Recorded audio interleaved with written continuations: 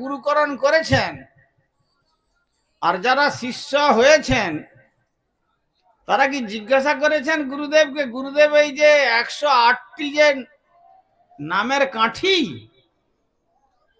তার মধ্যে একটি মেরু আছেন, এরা কারা? কতজন জানেন বা জিজ্ঞাসা করেছেন? হাত তুলুন তো। করেছেন?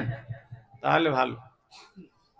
দেখুন এতগুলি লোকের মধ্যে 1-2 জন হাত তুলেছেন। মেরুটি হচ্ছেন শ্রী স্বয়ং সাক্ষাৎ রাধা কৃষ্ণ। তারপরে যে মোটা কাঠির দিক থেকে 8 জন, ললিতা, বিশাখা, চম্পকলতা, তুঙ্গভদ্রা, ইন্দুলেখা আদি অষ্টসখী। আর তারপরে এক একজন সখীর সঙ্গে 8 জন করে সখী আছেন। 8 জন করে সখীর জুথে একজন করে প্রধানা সখী। তাহলে কত হলো? 8 × 64 আর 8 × 72।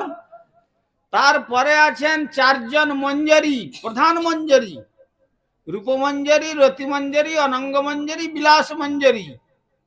আর তাদের মধ্যে এক একজন মঞ্জরির সঙ্গে 8 জন মঞ্জরি করে আছেন তাদের জুথে। এই করে 8 × 4 = 32 আর 4 36, 36 আর 72 108। তো তোমাকে আমি এই 108 জন সখী এবং মঞ্জরিগণের আনুগত্যে তুমি শ্রী রাধা গোবিন্দের যুগল উপাসনা করো। আমি তোমাকে সখীগণ মঞ্জরিগণ সহ রাধা গোবিন্দকে দিলাম। আরতির সহিত বদন ভরে হরে কৃষ্ণ কৃষ্ণ কৃষ্ণ হরে হরে, হরে রাম রাম রাম হরে হরে।